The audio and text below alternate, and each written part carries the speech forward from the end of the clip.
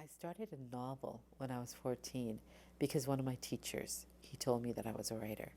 And so I started to dream about it.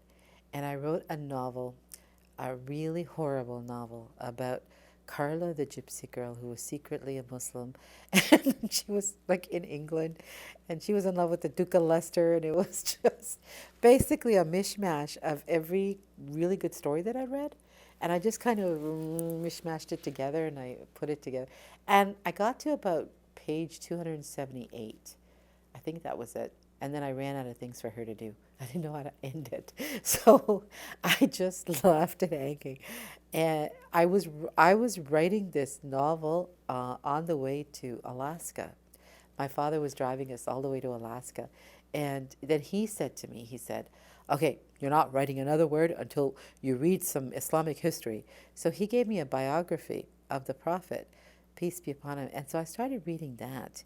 And it really moved me because I wanted to get back to the novel. So I was reading this biography and it really moved me. And I got an idea for a story that I still think would be fantastic. And so I've had that idea since I was about 16 years old. And I tried writing it a couple of times. But even back then, I realized no, you know what?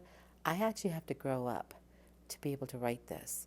So that's actually a story idea that's been brewing for about 38 years. I haven't written it yet, but I want to write it before I die. So I started to think in those terms.